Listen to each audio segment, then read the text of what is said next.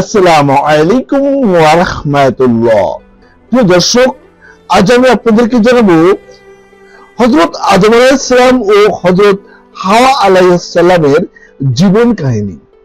সবাইকে শেষ পর্যন্ত মনোযোগ সহকারে সঙ্গে থাকার জন্য বিশেষভাবে অনুরোধ করছি। বিসমিল্লাহির রহমানির রহিম।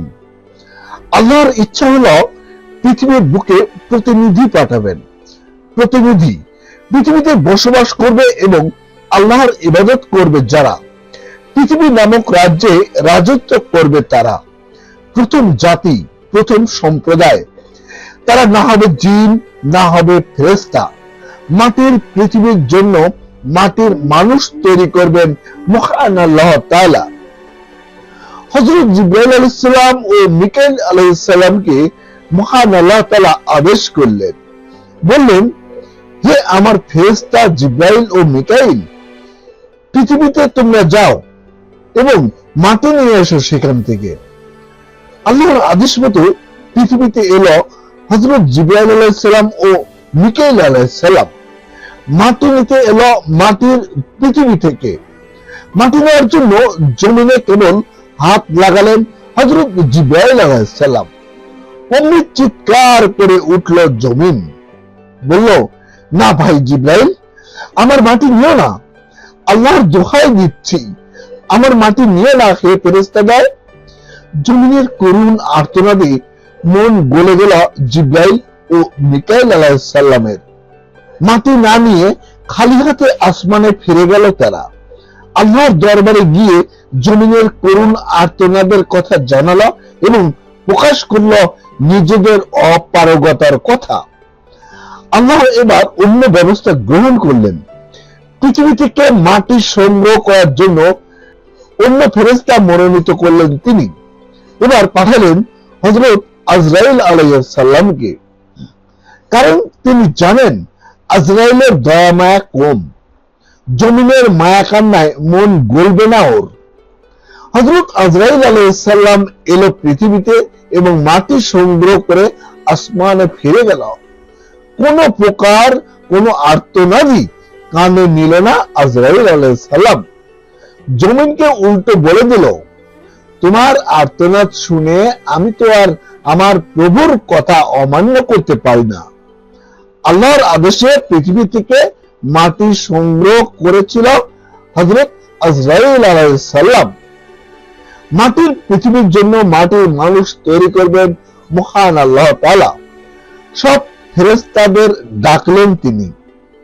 সমবেত ফেরেশতাদের লক্ষ্য করে ঘোষণা করলেন, হে আমার ফেরেশতারা, শোনো তোমরা, পৃথিবীতে আমি আমার প্রতিনিধি পাঠাবো। আল্লাহর ঘোষণা শুনে কোনো কথা বলল না ফেরেশতারা, চুপচাপ রইল সবাই। পৃথিবীর বুকে পাঠানো জিন জাতির কথা স্মরণ হলো তাদের। তারা ভাবল, এর আগে আল্লাহ জিন জাতিকেও পৃথিবীতে তার প্রতিনিধি হিসেবে পাঠিয়েছিলেন, কিন্তু কি ভয়াবহ অন্যায় অঘটন না ঘটিয়েছিল এই জিনরা। অশান্তি, হানাহানি, রক্তপাতে বিষিয়ে উঠেছিল গোটা পৃথিবী। ভয়ঙ্কর সব অতীত ইতিহাসের কথা স্মরণ করে নেতা মাপের কিছু ফেরেশতারা বলল, হে আল্লাহ, সকল সিদ্ধান্ত একমাত্র আপনার। আপনার সিদ্ধান্তের উপর আর কোনো সিদ্ধান্ত নেই। আপনি কি পৃথিবীতে আবারও এমন কোন জাতি প্রেরণ করতে চান যারা পুনরায় রক্তপাত ঘটাবে, আবার সৃষ্টি করবে অশান্তি? অথচ আমরাই রয়েছি আপনার একান্ত অনুগত। আপনার নির্দেশ মতো আমরাই করছি আপনার ইবাদত। সব সময় আমরাই গাইছি আপনার প্রশংসা গীত।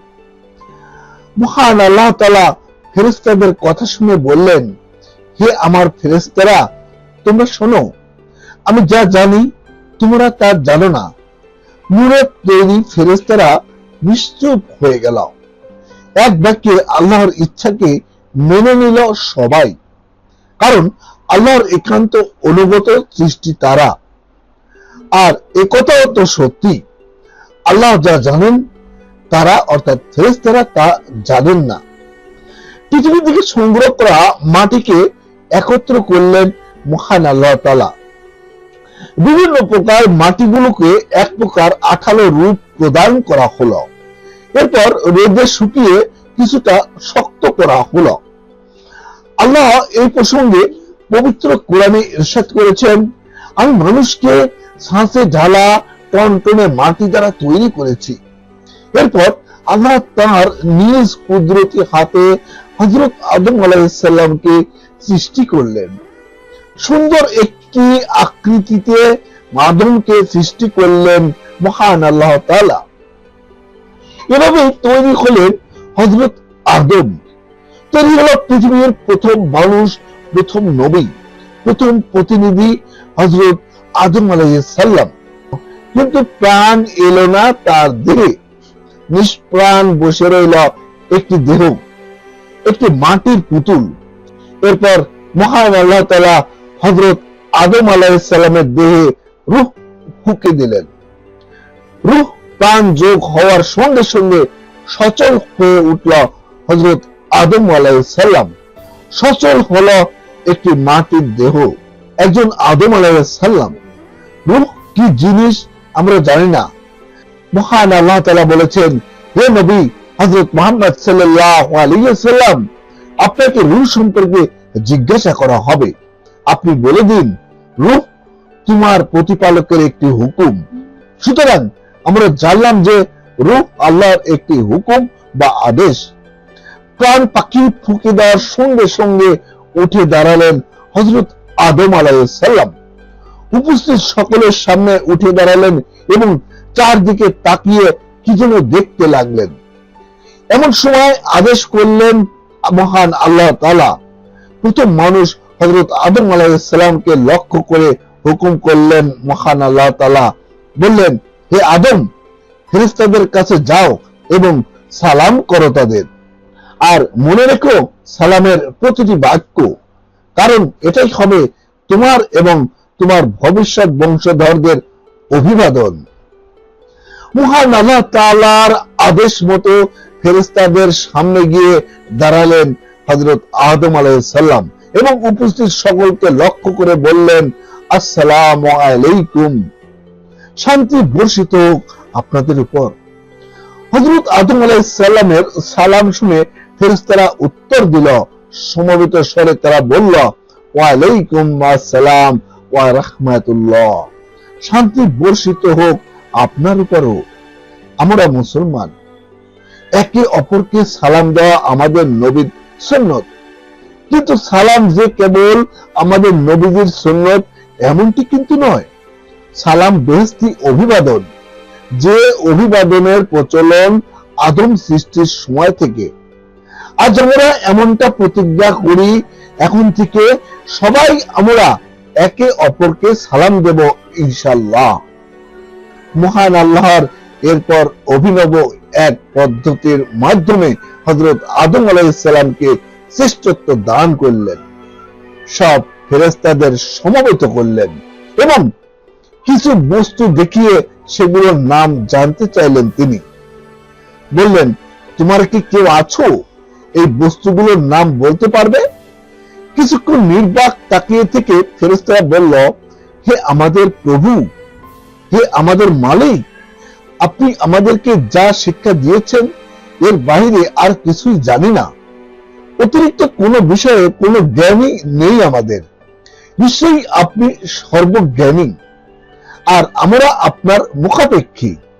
এরপর হযরত আদম আলাইহিস সালামকে ডাকলেন মহান আল্লাহ তাআলা এবং সেই একই বস্তুগুলোর নাম জিজ্ঞাসা করলেন।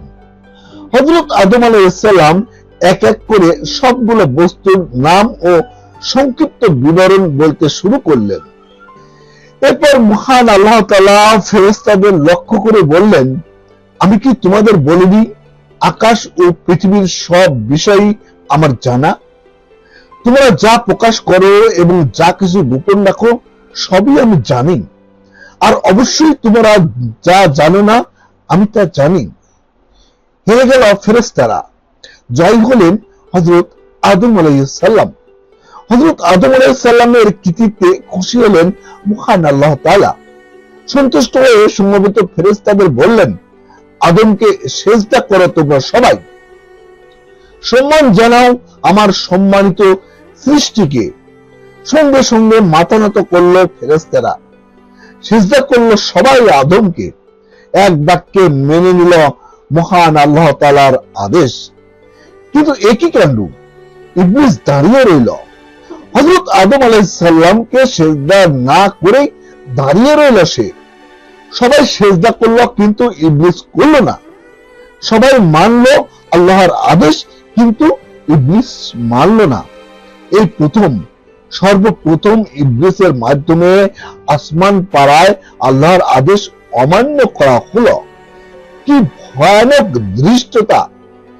দয়াময় প্রভু সীমাহীন দয়া তার, অসীম তার ধৈর্য। ইচ্ছা করলেই ইবলিসকে শাস্তি দিতে পারতেন সঙ্গে সঙ্গে, মুহূর্তের মধ্যে ধ্বংস করে দিতে পারতেন ইবলিস শয়তানকে। কিন্তু না, তিনি তা করলেন না। কোন প্রকার রাগও করলেন না। তিনি শান্ত ভাবে ইবলিসকে জিজ্ঞাসা করলেন, কি ব্যাপার ইবলিস, আদমকে সেজদা করলেন না কেন তুমি? ইবলিস গলায় বিরক্তির ভাব নিয়ে বলল, আমি কেন সেজদা করব ওকে? আমি তো ওর থেকে উত্তম, ও আমার তুলনায় নিকৃষ্ট। আমাকে আপনি সৃষ্টি করেছেন আগুন থেকে, আর ও সৃষ্টি হয়েছে মাটি থেকে। আমি জানি আগুনের গতি ঊর্ধ্বগামী আর মাটির স্বভাব নিম্নগামী, সুতরাং আমি ওকে সেজদা করতে পারি না।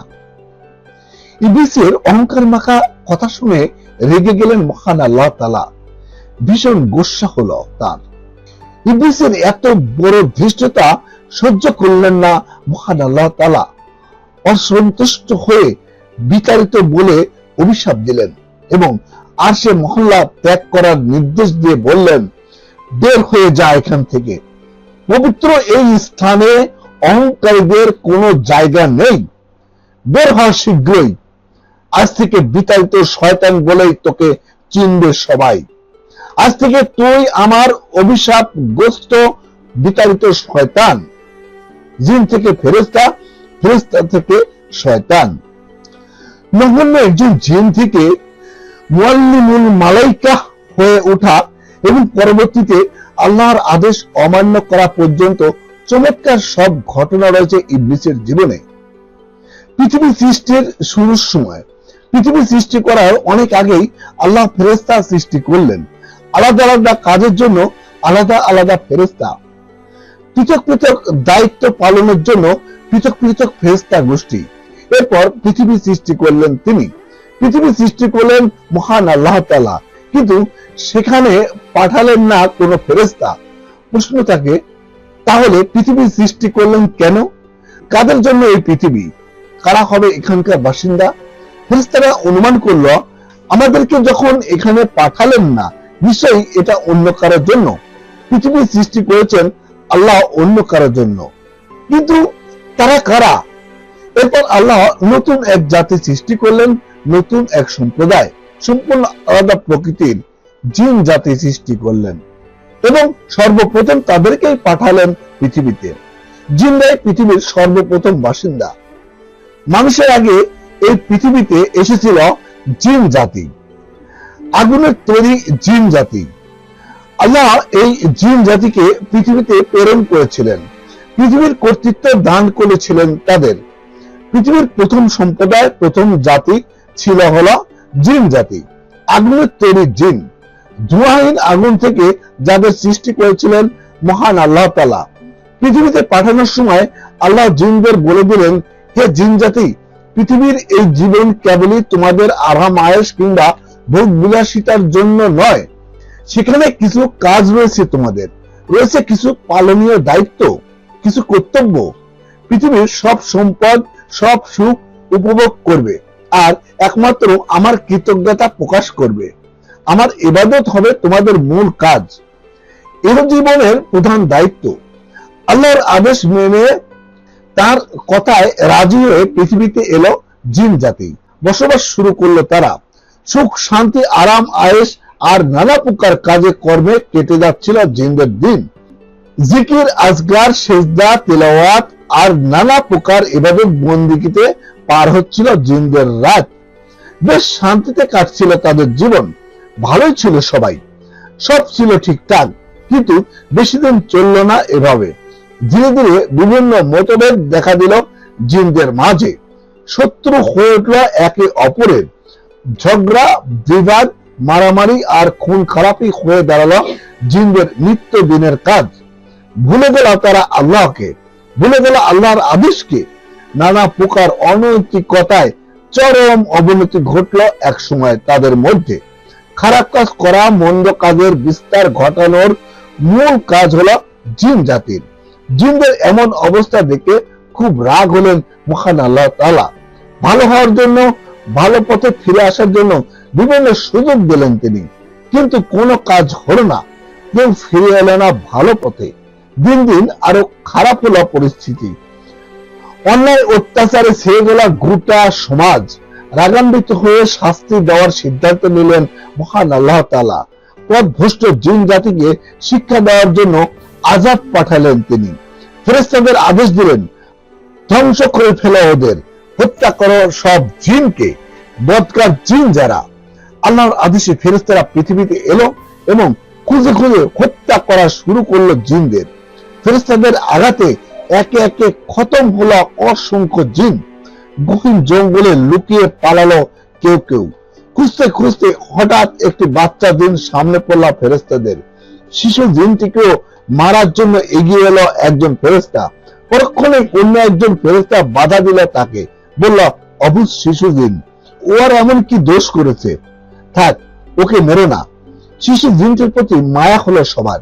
সব ফেরেশতারা মিলে পরামর্শ করলো কি করা যায়। সবাই সম্মত হয়ে আসমানে নিয়ে এলো শিশু জিনটিকে এবং রেখে দিল নিজেদের কাছে। পৃথিবী থেকে কুড়িয়ে আনা শিশু জিনটির নাম ছিল আজাজিল। এটি আরবি নাম। আসমানে ফেরেশতাদের সাথে থাকতে শুরু করলো আজাজিল। ফেরেশতাদের কাছে থেকে ধীরে ধীরে বড় হয়ে উঠতে শুরু করলো। আগুনের তৈরি জিন হলেও স্বভাব চরিত্রে কিছুটা সদ্ভাব দেখা যাচ্ছিল জিন আজাজিলের মধ্যে। ফেরেশতাদের চলাফেরার ভাব ভঙ্গিমা আজাজিলের মাঝেও প্রভাব ফেলল। সারাক্ষণ আল্লাহর ইবাদত করত আজাজিল। সামান্য থেকে সামান্য সময়ও প্রভুর ইবাদতহীন কাটত না।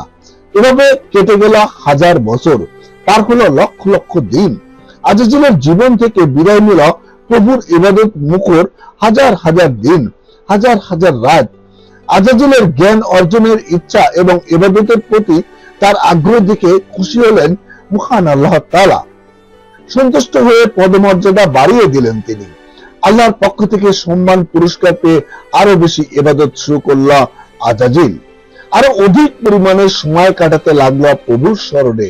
সেজদায় সেজদায় কাটিয়ে দিল হাজার বছর। আসমান ও জমিনের এমন কোন স্থান বাকি রইল না যেখানে সেজদা করেনি আজাজিল।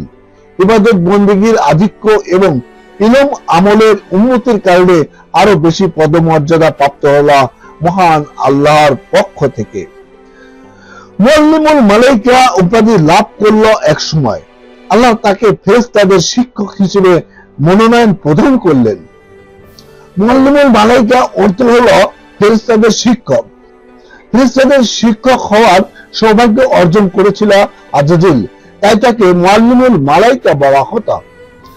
আজাজিল প্রতিদিন আরশে আজিমে বসে ফেরেশতাদের ক্লাস নিত, বিভিন্ন বিষয় নিয়ে আলোচনা করত, আর ফেরেশতারা তার আলোচনা মনোমুগ্ধভাবে শুনত। আজাজিল জিন থেকে মুআল্লিমুল মালাইকা অর্থাৎ ফেরেশতাদের শিক্ষক হয়ে গেলেন। আর সেই আজাজিলই আল্লাহর আদেশ অমান্য করল।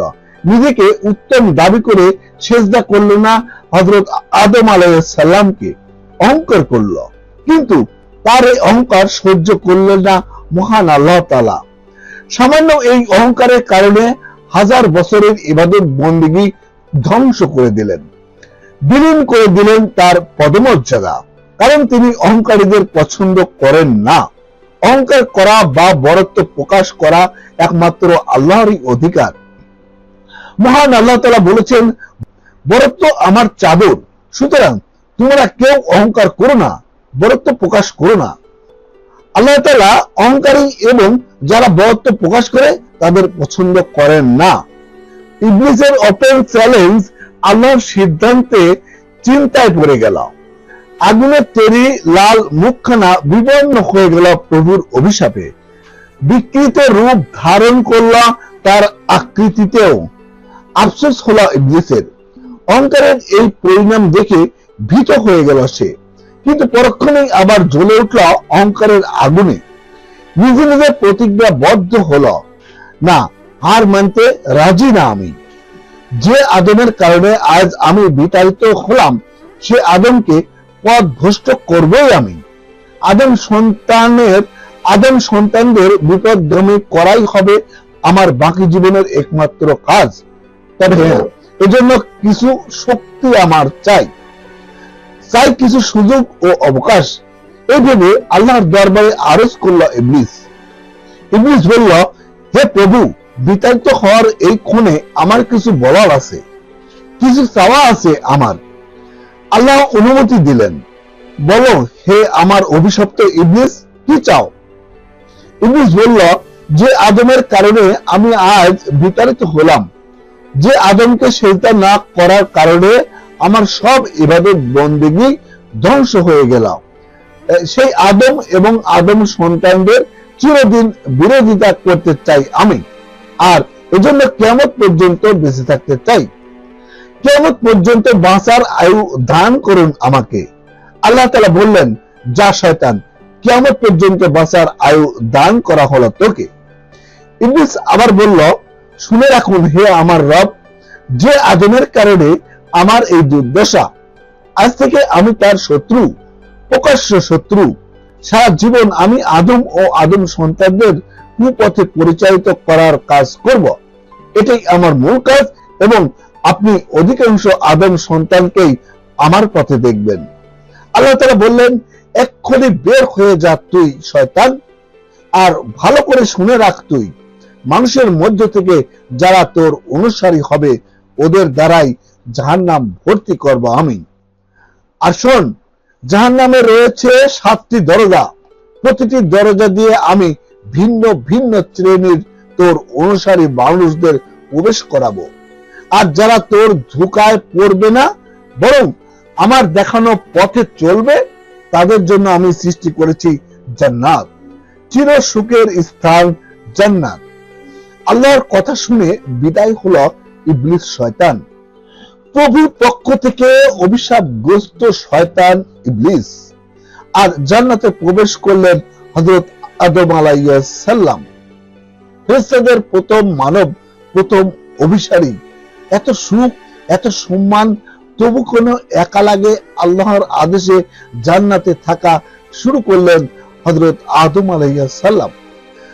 মানুষ জাতির আদি পিতা, পৃথিবীর সব পুরুষ, সব নারীর একমাত্র আদি উৎস, সব বংশের উৎস মূল। মানব জাতির আদি পিতা হযরত আদম আলাইহিস সালাম। জান্নাতের বাগানে একা একা ঘুরে বেড়ান হযরত আদম আলাইহিস সালাম।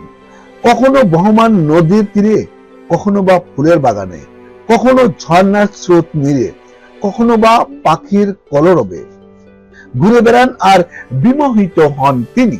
প্রভুর সৃষ্টির দিকে মুগ্ধ হন আর শুকরিয়া জানান আল্লাহর দরবারে, হে আমার রব, হে আমার প্রতিপালক, কতই না সুন্দর তোমার সৃষ্টি, কতই না নিপুণ তোমার কৃষ্টি।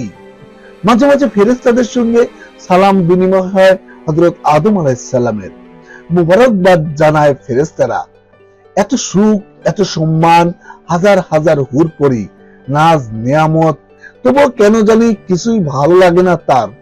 শূন্য শূন্য লাগে, খালি খালি মনে হয়। কোন একটি জিনিসের অভাব অনুভব করছেন আদম আলাইহিস সালাম, বড় একা একা লাগে।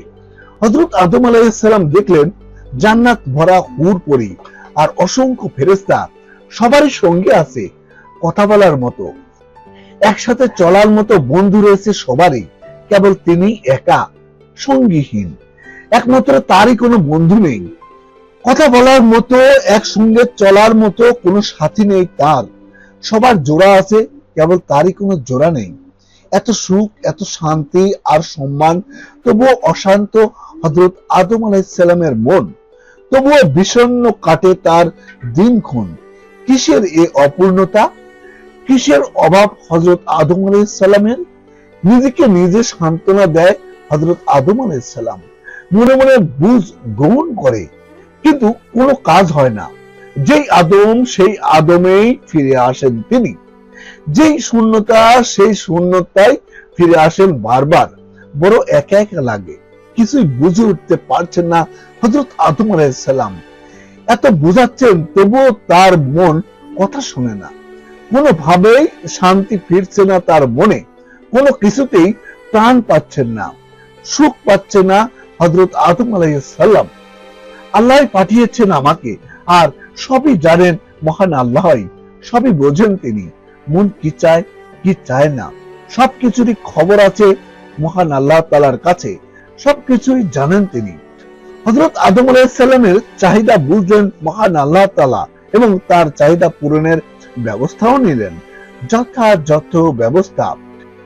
হযরত আদম আলাইহিস সালাম একদিন বাগানে ঘুরতে ঘুরতে হঠাৎ কিছুটা ক্লান্তি অনুভব করলেন। ঘুম ঘুম ভাব এলো তার। জান্নাতের বাগানের একটি পাথরে হেলান দিয়ে আল্লাহর নবী হযরত আদম আলাইহিস সালাম একসময় ঘুমিয়ে পড়লেন। গভীর ঘুমের কোলে আচ্ছাদিত হলেন হযরত আদম আলাইহিস সালাম। আল্লাহ তাআলা এই সুযোগে তার কাজ শুরু করলেন। হযরত আদম আলাইহিস সালামের সঙ্গী সৃষ্টি করার কাজ। ঘুমের কোলে শুয়ে থাকা হযরত আদম আলাইহিস সালামের পাঁজরের হাড় খুলে নিলেন এবং সেই হাড় দিয়ে সৃষ্টি করলেন হযরত হাওয়া আলাইহিস সালামকে। সৃষ্টি হলেন হাওয়া, বিবি হাওয়া, প্রথম নারী, মানব জাতির প্রথম মা। হযরত হাওয়া আলাইহিস সালাম হাওয়াকে সৃষ্টি করলেন এবং তাকে বসিয়ে রাখলেন ঘুমন্ত আদমের পাশে। কিছুক্ষণ পর ঘুম ভাঙল হযরত আদম আলাইহিস সালামের। নিদ্রা ভঙ্গের সঙ্গে সঙ্গে কেটে গেল ক্লান্তিও। ঘুম ভেঙে চোখ মেলে তাকালেন হযরত আদম আলাইহিস সালাম। চোখ মেলে তাকিয়ে হতবাক হয়ে গেলেন তিনি।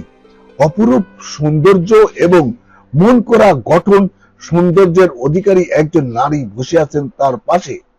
এক পলক তাকিয়ে বিমোহিত হলেন হযরত আদম আলাইহিস সালাম। চোখ তার ছানা বড়া আকৃতি ধারণ করল। একই দেখছেন তিনি। চোখে চোখ পড়তেই চোখ নামিয়ে নিলেন হাওয়া আলাইহিস সালাম। হায় লজ্জা!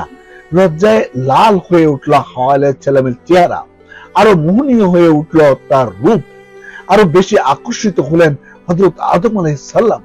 হযরত আদমের চোখে ধাঁধা লেগে গেল, মনে সৃষ্টি হলো বিস্ময়। শত চেষ্টা করেও চোখ ফেরাতে পারছেন না আদম আলাইহিস সালাম। মনে মনে ভাবলেন, কে এই নারী, কোথা থেকে এলো এখানে, কেনই বা এতটা আপন লাগছে আমার? এত রূপ, এত যৌবন তার, অথচ এতটা কাছে আমার। আমার দেখা সব হুর পরীরাও এতটা রূপ সে পেল কোথায়? কে এই মোহনীয় রমণী, কে?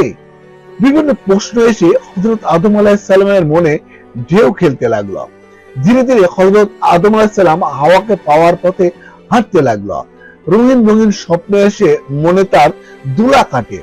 হৃদয় নদীর তীরে আছড়ে পড়ে ভালোবাসার ঢেউ। অজানা এক ভ্রমণে হারিয়ে যান হযরত আদম আলাইহিস সালাম। অধীর হয়ে ওঠেন হযরত আদম আলাইহিস সালাম। হাওয়াকে কাছে পাওয়ার ইচ্ছায় আগ্রহী হয়ে ওঠে তার মন। আন্দোলিত হয়ে যায় হৃদয়, ব্যাকুল হয়। আবেদন ভরা কণ্ঠে জিজ্ঞাসা করেন হযরত আদম আলাইহিস সালাম, কে তুমি হে রমণী? কি তোমার পরিচয়? কেনই বা এখানে এসেছো তুমি? হযরত আদমের প্রশ্ন শুনে আরো সংকুচিত হন হাওয়া আলাইহিস সালাম। আরো বেশি লাজুক ভাব ফুটে ওঠে তার চেহারায়। লজ্জা ভরা মুখ নিয়ে তিনি শুধু বললেন, আল্লাহই পাঠিয়েছেন আমাকে, আমাকে পাঠিয়েছেন এখানে, পাঠিয়েছেন আপনার। এতটুকু বলেই থেমে যান হযরত হাওয়া আলাইহিস সালাম। আর বলতে পারেন না কিছু, আর কথা আসে না লাজুক মুখে তার। হযরত হাওয়া আলাইহিস সালামের কথায় খুশির বান বয়ে যায় হযরত আদম আলাইহিস সালামের মনে। আনন্দ মুখে ব্যাকুল হয়ে হাওয়াকে জড়িয়ে ধরতে আগ্রহী হন হযরত আদম আলাইহিস সালাম।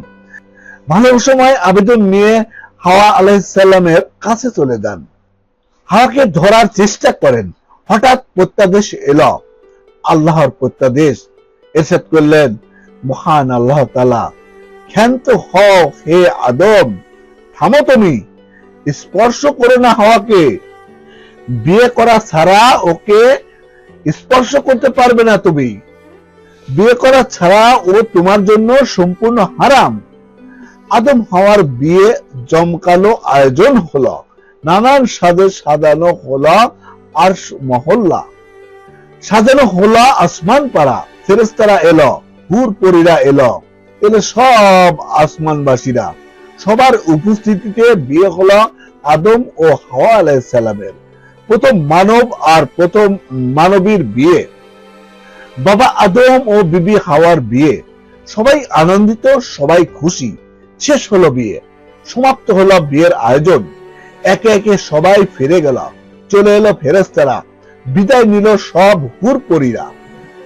একান্তে বসে রইলেন আদম এবং হাওয়া, নতুন বউ, নতুন বর, প্রথম স্বামী, প্রথম স্ত্রী, হযরত আদম আলাইহিস সালাম এবং হযরত হাওয়া আলাইহিস সালাম। শান্ত মনে একান্তে বসে আলাপ করছেন হযরত আদম আলাইহিস সালাম, পাশে তার নববিবাহিত স্ত্রী হযরত হাওয়া আলাইহিস সালাম। মন তার তৃপ্ত, জীবন সঙ্গী হিসেবে হযরত হাওয়াকে পেয়ে পরিতৃপ্ত হযরত আদম। নববিবাহিত স্ত্রী হাওয়াকে আলিঙ্গন করতে ব্যস্ত হলেন তিনি, কাছে গিয়ে হাতটি ধরলেন কেবল। হঠাৎ আবার আল্লাহর ডাক এলো। আল্লাহ বললেন, হে আদম, হাওয়াকে তুমি বিয়ে করেছো ঠিকই, কিন্তু এখনো সে তোমার জন্য সম্পূর্ণভাবে বৈধ নয়। হাওয়ার সঙ্গে মিলিত হওয়ার আগেই মোহরানা পরিশোধ করতে হবে তোমাকে। আল্লাহর কথা শুনে হযরত আদম আলাইহিস সালাম তো হতবাক। কি আদেশ করলেন প্রভু, কিছুই বুঝতে পারলেন না তিনি। মোহরানা এ আবার কি জিনিস, কিভাবেই বা আদায় করবেন তিনি এই মোহরানা, কি করবেন কিছুই বুঝে উঠতে পারছিলেন না আদম আলাইহিস সালাম। এদিকে বোনও তার ধৈর্য মানছিল না। মোহরানা আদায় করা নিয়ে বেশ চিন্তায় পড়ে গেলেন হযরত আদম আলাইহিস সালাম। পৃথিবীর প্রথম মানুষ হযরত আদম আলাইহিস সালাম।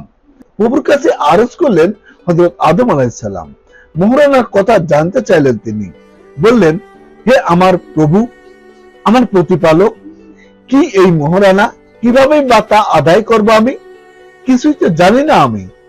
হযরত আদম আলাইহিস সালামের আরজ শুনে মহান আল্লাহ তাআলা উত্তর দিলেন, বললেন, শোনো হে আদম, আমার একজন প্রিয় নবী আছে, আমার প্রিয় বন্ধু তিনি, আমার প্রিয় সেই নবীর শানে দরুদ পাঠ করো। আমার প্রিয় বন্ধুর শানে দরুদ পাঠ করাই তোমার জন্য হাওয়ার মোহরানা। দরুদ পাঠ করলে মোহরানা আদায় হয়ে যাবে। এরপর হযরত আদম আলাইহিস সালাম আল্লাহর প্রিয় নবী হযরত মুহাম্মদ সাল্লাল্লাহু আলাইহি ওয়াসাল্লামের নামে দরুদ পাঠ করলেন। দরুদ পাঠ করলেন এবং সম্পূর্ণভাবে বৈধ করে নিলেন প্রিয়তম স্ত্রী হযরত হাওয়াকে। মহান আল্লাহ তাআলার আদেশ মতো মোহরানা আদায় করে প্রিয়তম স্ত্রীর সঙ্গে মিলিত হলেন হযরত আদম আলাইহিস সালাম। পালিত হলো প্রথম বাসর, প্রথম মানব ও প্রথম মানবীর প্রথম বাসর রাত, প্রথম স্বামী ও প্রথম স্ত্রীর প্রথম মিলন রাত, প্রেমময় সুখকর একটি রাত। আল্লাহ হযরত আদম ও বিবি হাওয়াকে জান্নাতে বসবাস করার অনুমতি দিলেন এবং বললেন, হে আদম, তোমার জীবন সঙ্গী হাওয়াকে নিয়ে জান্নাতে বসবাস করো এবং উপভোগ করো সেখানকার সব নাজ নিয়ামত, খাও, পান করো এবং ঘুরে বেড়াও যেখানে খুশি, কিন্তু সাবধান, একটি কাজ করবে না কখনো। ওই যে গাছটি দেখছো, ওই গাছটির নাম হলো গন্ধম গাছ, ওই গাছটির কাছেও যাবে না কখনো। সাবধান, ভুলেও কখনো ওই গাছের ফল খাবে না তোমরা। খবরদার, ওই গাছের কাছেও যেন না যাও তোমরা। যদি ওই গাছের ফল খাও, জান্নাত থেকে বের করে দেব তোমাদেরকে, চিরদিনের জন্য বিতাড়িত হবে সুখের এই উদ্যান থেকে। মনে রেখো আদম, এই একটি কথা ভালোভাবে মনে রেখো এই জান্নাতি জীবনে। হযরত আদম এবং হযরত হাওয়া মন দিয়ে শুনলেন মহান আল্লাহ তাআলার কথা এবং মেনে নিলেন সন্তুষ্ট চিত্তে। সুবোধ বালকের মতো বরণ করে নিলেন প্রভুর আদেশ এবং শান্তিতে বসবাস শুরু করলেন জান্নাতে। শুরু হলো সংসার, প্রথম মানব ও প্রথম মানবের সংসার, প্রথম স্বামী ও প্রথম স্ত্রীর সংসার, বাবা আদম ও বিবি হাওয়ার সংসার, আনন্দের বাগানে সুখের সংসার। আদমের সুখ শান্তি ইবলিস শয়তানের সহ্য হলো না, তার মাথায় হাত, বিতাড়িত হয়ে পৃথিবীতেই পড়ে রইল। আর ওদিকে আদম হাওয়া সুখে শান্তিতে দিন কাটাচ্ছে জান্নাতে। এ জ্বালা কিভাবে সহ্য হয়? হিংসার আগুনে জ্বলে ছাই হচ্ছিল ইবলিসের মন। ধীরে ধীরে আরো শক্ত হচ্ছিল আদমকে ঠকানোর শয়তানি পণ। ইবলিস ভাবল, না, আর এভাবে বসে থাকা যায় না, একটা উপায় আমাকে বের করতেই হবে, আদমকে পরাজিত করতেই হবে আমাকে। আমার এই করুণ অবস্থার জন্য একমাত্র ওই আদমই দায়ী, পরাজিত ওকে করতেই হবে। যত কিছুই ভাবে ইবলিস, যত ফন্দি করে, সবকিছুতেই বাধা একটাই, জান্নাতে প্রবেশ করা। আদম থাকে জান্নাতে আর ইবলিসের বসবাস পৃথিবীতে। জান্নাতে প্রবেশ করা তার জন্য নিষেধ। এরপর ইবলিস কি করল? এরপর ইবলিস খুব সাজুগুজু করল। ফেরেশতাদের ধোঁকা দিয়ে জান্নাতে প্রবেশ করার জন্য সাজুগুজু করল ইবলিস শয়তান। ফেরেশতাদের রূপ ধরল সে, নকল ফেরেশতা সাজলো ইবলিস। নকল ফেরেশতা সেজে জান্নাতের দিকে রওনা হলো ইবলিস শয়তান। 7 আসমান পাড়ি দিয়ে জান্নাতের দরজায় পৌঁছিল এবং অপেক্ষা করলো। জান্নাতে প্রবেশ করার জন্য অপেক্ষা করছে ইবলিস শয়তান। পাহারাদার ফেরেশতাদের ধোঁকা দিয়ে জান্নাতে প্রবেশ করার জন্য দীর্ঘ সময় অপেক্ষা করলো ইবলিস। অনেক সময়কাল অপেক্ষা করলো ইবলিস, অপেক্ষা করলো এবং ধৈর্য ধারণ করলো। ধৈর্য ধরলো এবং সফল হলো। পাহারাদার ফেরেশতাদের ধোঁকা দিয়ে বেহেশতে প্রবেশ করলো সে। জান্নাত থেকে বিতাড়িত ইবলিস আবার জান্নাতে প্রবেশ করলো। জান্নাতে প্রবেশ করে সোজা চলে গেল সেই গাছের কাছে, সেই গাছের কাছে অর্থাৎ গন্ধম গাছের কাছে। যে গাছের কাছে যেতে, যে গাছের ফল খেতে আদম ও হাওয়াকে নিষেধ করেছিলেন মহান আল্লাহ তাআলা, ইবলিস সোজা গিয়ে সেই গাছে উঠল এবং সেখানেই থাকা শুরু করলো। আল্লাহর নিবেদিত একজন বান্দা হিসেবে গাছের নিচে বসে ইবাদত শুরু করলো। জোরে জোরে জপতে শুরু করলো আল্লাহর নাম। দেখে মনে হবে আল্লাহ ভক্ত একজন সাধক। আল্লাহর ইবাদত আর তাঁর জিকির ছাড়া কিছুই বোঝে না তিনি। সাধু বাবা সেরে গাছের নিচে অবস্থান করলো ইবলিস শয়তান। এভাবে কেটে গেল কিছুদিন। এভাবে ধৈর্য ধরলো এবং নিজের উদ্দেশ্য সফল করার সাথে সামনে এগোতে থাকলো ইবলিস শয়তান। লোক দেখানো ইবাদত করে সময় পার করলো ইবলিস। সময় কাটালো আর আদমকে ঠকানোর পথ খুঁজলো, কিভাবে এবং কোন পথে ধোঁকায় ফেলা যায় আদমকে। হঠাৎ একদিন দূর থেকে আদম ও হাওয়া লক্ষ্য করলো এই দৃশ্য। এখানে বসে আল্লাহর ইবাদত করতে দেখলো ইবলিসকে। দেখে ভাবলো, কে এই ইবাদতকারী? নিষিদ্ধ গাছের নিচে বসে ইবাদত করছে, আগে তো কখনো দেখিনি তাকে। চোখাচোখি হয় আদম হাওয়ার, কিছুই বুঝে উঠতে পারে না তারা। জানার আগ্রহ নিয়ে এগিয়ে যায় নিষিদ্ধ সেই গাছে এবং জিজ্ঞেস করে, হাওয়া, কে আপনি হে সাধু পুরুষ? কোথা থেকে এসেছেন? কেনই বা নিষিদ্ধ এই গাছের নিচে বসে ইবাদত করছেন আপনি? শয়তান খুব নম্র ভাষায় উত্তর দিতে শুরু করল। ভদ্রভাবে বলল, আমিও তোমাদের মতো একজন আল্লাহর বান্দা, আল্লাহর একজন নগণ্য গোলাম। আমি তোমাদের ভালো চাই, আমি তোমাদের উপকার করতে চাই। আমার কিছু কথা ছিল তোমাদের সঙ্গে, তাই অনেকদিন ধরে বসে আছি এখানে। নিষিদ্ধ এই গাছের নিচে অপেক্ষা করছি। আমার এখানে আসা কেবলই তোমাদের জন্য। শয়তান ইবলিসের কথা শুনে আশ্চর্য হলেন আদম হাওয়া, বিস্মিত হলেন তারা। ভাবলেন, এ আবার কেমন কথা? চিনি না, জানি না, তার আবার কি এমন কথা থাকতে পারে আমাদের সঙ্গে? কি এমন কথা যা বলার জন্য সে নিষিদ্ধ এই গাছের নিচে বসে আছে? এমনটি ভাবছেন আর একে অপরের দিকে তাকাচ্ছেন আদম ও হাওয়া। আদম হাওয়ার ভাব দেখে শয়তান বলল, কি বিশ্বাস হচ্ছে না আমার কথা? তোমরা ভাবছো আমি বুঝি মিথ্যা বলছি তোমাদের, তাই না? দেখো আদম, আমাকে তোমরা এর আগে কখনো দেখোনি, আমিও তোমাদের কথা শুনেছি মাত্র, আগে কখনো দেখিনি। একজন অপরিচিত মানুষ হিসেবে মিথ্যা বলে কি লাভ আমার? শয়তানের কথায় কিছুটা মনোযোগী হলো আদম ও হাওয়া। এ অবস্থা দেখে শয়তান আবার বলা শুরু করলাম, শোনো তাহলে আমি আমার কথাগুলো তোমাদের বলে যাই, কারণ এটা আমার দায়িত্ব। বলার কাজ বলবো, ভালো মনে হলে রেখো, আর মন্দ মনে হলে ধিক্কার দিও আমাকে। শয়তান বলল, আমরা ফেরেশতা, আল্লাহর আরশ কুরসির আশেপাশে থাকি, আমরা অনেক কথাই শুনতে পাই, অনেক গোপন কথা জানি আমরা, কিন্তু বলতে পারি না ইচ্ছা থাকলেও। শুনো আদম, শুনো হাওয়া, কিছুদিন আগের কথা, আল্লাহর আরশে মহল্লায় ছিলাম আমি। তখন আমি আল্লাহকে এই কথাটা বলতে শুনেছি। আমাদের কিছু ফেরেশতা ভাইদের বলেছেন তিনি তোমাদের বেহেশত থেকে বের করে দিতে চান। পৃথিবী নামক একটি জগৎ তৈরি করেছেন তোমাদের জন্য, সেখানে পাঠাবেন তিনি তোমাদেরকে, এমনটাই ইচ্ছা তার। আমি তোমাদের খুব পছন্দ করি, তোমাদের এখান থেকে বের করে দেওয়ার কথা শুনে খুব মন খারাপ লাগছে আমার। হযরত আদম ও হাওয়া প্রায় একই সঙ্গে বলে উঠলেন, ঠিক আছে, আল্লাহর যদি ইচ্ছা হয় পৃথিবীতে রাখবেন আমাদের, তো আমরা সে সিদ্ধান্তে রাজি আছি, চলে যাব পৃথিবীতে। আল্লাহর ইচ্ছা অনুযায়ী চলাই আমাদের কাজ। ইবলিস শয়তান এবার চেহারার মাঝে তাচ্ছিল্য ভাব ফুটিয়ে বলল, পৃথিবী কি জিনিস জানো তোমরা? জানো না দেখেই এত আগ্রহ দেখাচ্ছ। জান্নাতে থেকেছ তোমরা, এখানে তোমাদের সৃষ্টি, পৃথিবীর অত কষ্ট সহ্য করবে কিভাবে? পৃথিবীর কষ্টের কথা শুনলে ভুলেও আর নাম নেবে না ওইখানে যাওয়ার। পৃথিবীর কষ্টের কথা শুনে ভয় পেল হাওয়া।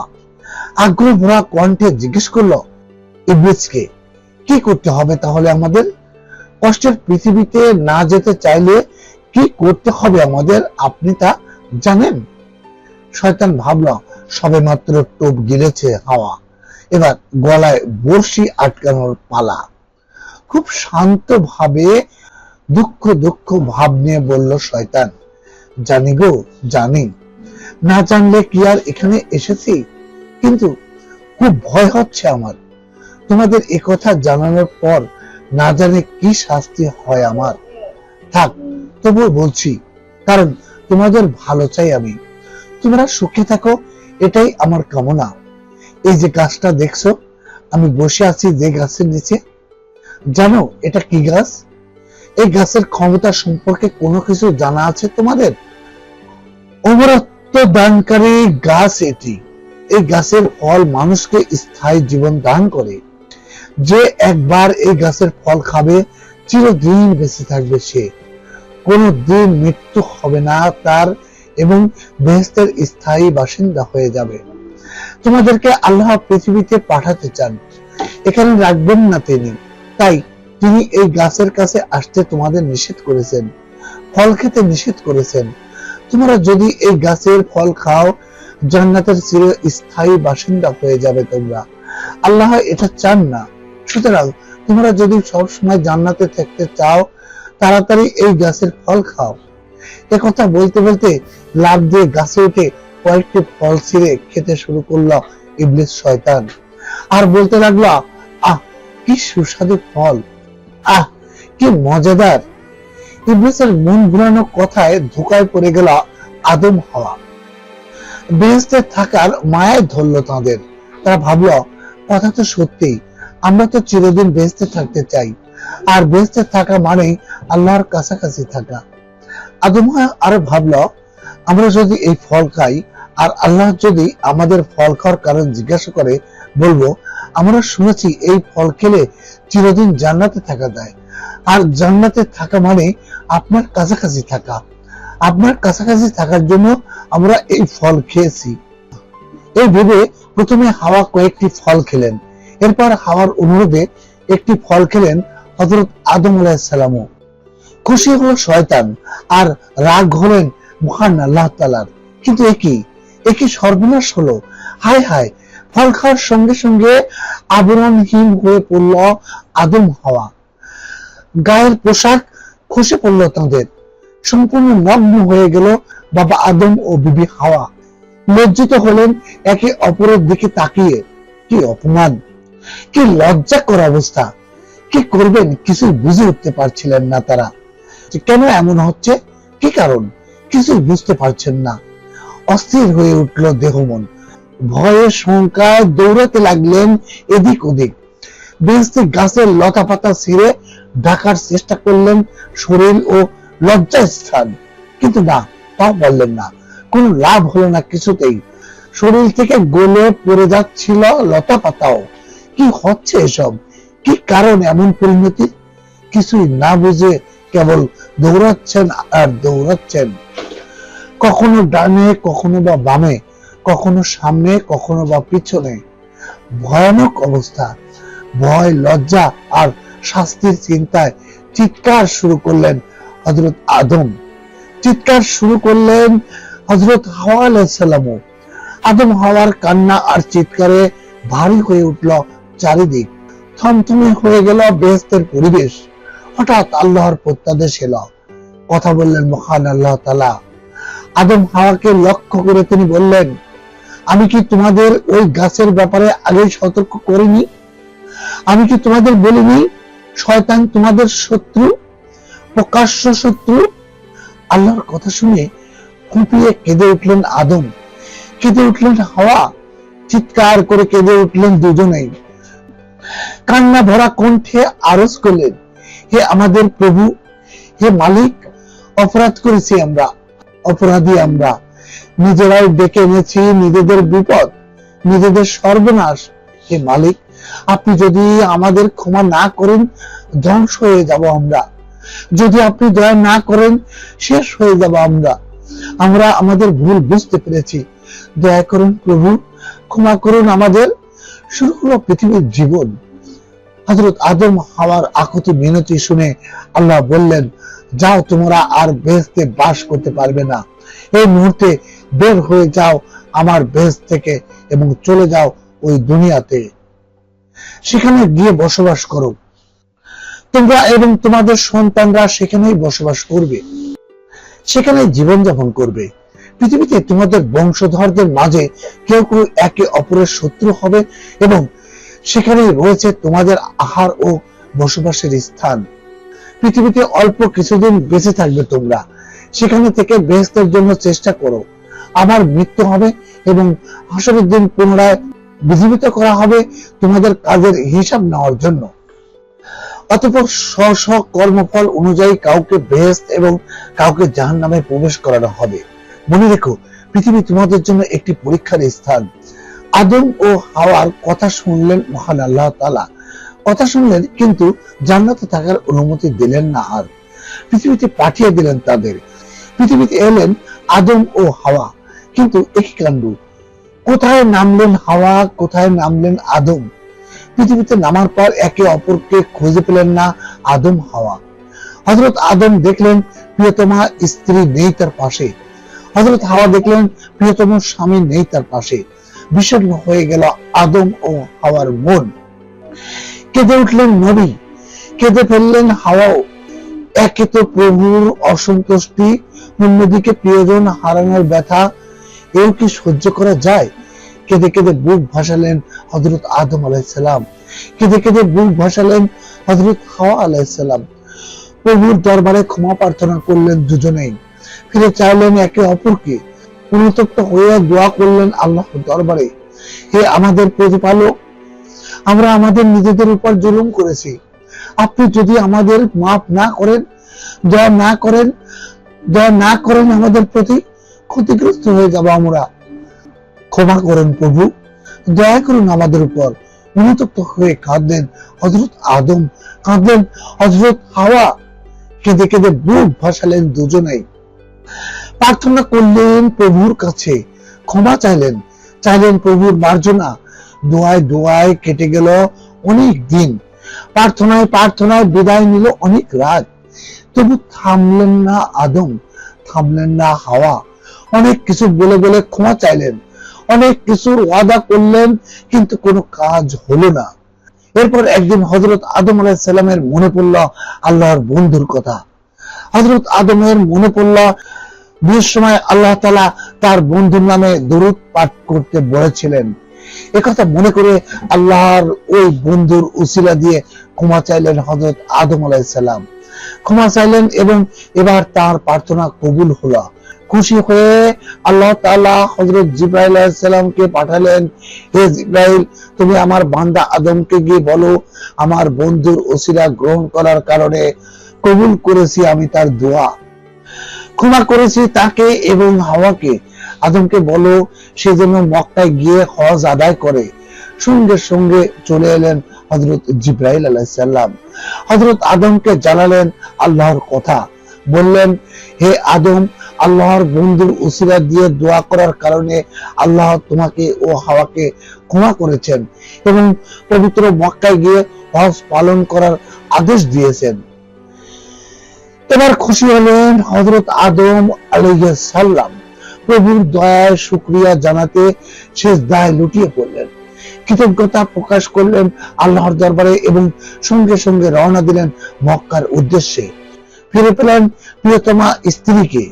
ঐতিহাসিকদের মতে আসমান থেকে বর্তমান শ্রীলঙ্কার শরণদ্বীপে নামানো হয়েছিল হযরত আদম আলাইহিস সালামকে এবং বিবি হাওয়াকে নামানো হয়েছিল জেদ্দায়। শরণদ্বীপ থেকে মক্কা অনেক দূরের পথ, কিন্তু মক্কায় পৌঁছাতে বেশি সময় লাগলো না হযরত আদমের। আল্লাহর কুদরতে মাত্র 30 পা হেঁটেই পৌঁছে গেলেন মক্কায়। মক্কায় এসে দেখলেন হাজার হাজার ফেরেশতা উপস্থিত সেখানে। হযরত আদম আলাইহিস সালামের আগমনের শুভেচ্ছা জানালো ফেরেশতারা এবং বলল, হে আদম, আসসালামু আলাইকুম। আমরা এখানে প্রায় 2000 বছর যাবত আল্লাহর ঘর তাওয়াফ করছি। ফেরেশতাদের সঙ্গে কথা বলে কিছুটা দূরে এসে বসলেন হযরত আদম আলাইহিস সালাম। বর্তমান আরাফাতের ময়দানের পাশে রহমত নামক পাহাড়ে এসে বসলেন তিনি। শারীরিক ও মানসিক ভাবে প্রচন্ড দুর্বল হয়ে পড়েছিলেন আল্লাহর নবী। হঠাৎ মনে পড়ল তার স্ত্রীর কথা। প্রিয়তমা স্ত্রীর বিরহ আঘাত করল হৃদয়ে। কেঁদে উঠল নবীর মন। সঙ্গে সঙ্গে বসে পড়লেন তিনি। আল্লাহর দরবারে আবার প্রার্থনা শুরু করলেন হযরত আদম আলাইহিস সালাম। ক্লান্ত শরীর, বিষণ্ণ মনে আর কাঁদো কাঁদো কণ্ঠে ফরিয়াদ জানালেন আল্লাহর দরবারে। বললেন, হে আল্লাহ, হে আমার মালিক, জানি না আমার স্ত্রী হাওয়া কোথায় আছে, কেমন আছে। সেও জানে না আমি কোথায় আছি, কেমন আছি। হে প্রভু, আপনি আমার স্ত্রীর গুনাহ মাফ করে দিন, আমার স্ত্রীকে ফিরিয়ে দিন, আমাদের দুজনের প্রতি করুণা করুন, হে আমার মাবুদ। প্রার্থনা শেষ করে চোখ মেললেন হযরত আদম। চোখ মেলে তাকালেন সামনের দিকে। সামনে তাহার মরুভূমি, বিস্তৃত মরুভূমির প্রান্তর। হযরত আদম কি যেন দেখলেন। উত্তপ্ত মরুভূমির বুকে কিছু একটা দেখতে পেলেন তিনি। তিনি দেখলেন বালুময় মরুভূমির বুক চিরে কিছু একটা এগিয়ে আসছে। কেউ একজন হেঁটে চলছে একা একা। আরো স্পষ্ট হলো দৃশ্য। আরো কাছে চলে এলো আগন্তুক। হযরত আদম আলাইহিস সালাম দেখলেন এ তো তাঁর স্ত্রী। জেদ্দার দিক থেকে হযরত হাওয়াই এগিয়ে আসছে তার দিকে। এটা দেখে আর বসে থাকতে পারলেন না হযরত আদম আলাইহিস সালাম। আনন্দে আত্মহারা হয়ে দৌড় দিলেন এবং চিৎকার করে ডাকলেন হাওয়া বলে, হাওয়া হাওয়া বলে, এই যে আমি এখানে, আমি তোমার স্বামী আদম। হযরত আদম আলাইহিস সালামের চিৎকার শুনে হযরত হাওয়া চিনলেন আদমকে। তিনি দৌড়ালেন আদমের দিকে। দৌড়াতে দৌড়াতে কাছাকাছি চলে এলেন দুজনেই। কাছাকাছি এলেন এবং একে অপরকে জড়িয়ে ধরে কেঁদে ফেললেন। প্রিয়তম মানুষকে কাছে ফিরে পাওয়ার আনন্দে কাঁদলেন তারা। আনন্দের কান্না কাঁদলেন নবী ও নবীপত্নী। হযরত আদম ও হযরত হাওয়া আলাইহিস সালাম দীর্ঘদিন বিচ্ছেদের পর মিলিত হলেন। তারা মিলিত হলেন আদম ও হাওয়া। মক্কার যে স্থানটিতে হযরত আদম ও হযরত হাওয়ার দেখা হয়েছিল, অনেক দিন পর তাদের এই দেখা বা মিলন হওয়ার কারণেই ওই স্থানটিকে আরাফাতের ময়দান বলা হয়। একে অপরকে খুঁজে পেলেন আদম হাওয়া। শুরু হলো তাদের পৃথিবীর জীবন, শুরু হলো পৃথিবীর সংসার। বাবা আদম ও মা হাওয়ার সংসার, মাটির পৃথিবীতে মাটির মানব মানবীর জীবন সংসার। প্রিয় দর্শক, এই ছিল আদি পিতা ও আদি মাতা আদম আলাইহিস সালাম ও বিবি হাওয়া আলাইহিস সালামের জীবন কাহিনী। যদি আমার ভিডিওটি ভালো লেগে থাকে তাহলে অবশ্যই চ্যানেলটি সাবস্ক্রাইব করবেন এবং ভিডিওটি শেয়ার করে সকল মুসলিম ভাই বোনদের কাছে পৌঁছে দেবেন। সবাই ভালো থাকবেন। আল্লাহ হাফেজ।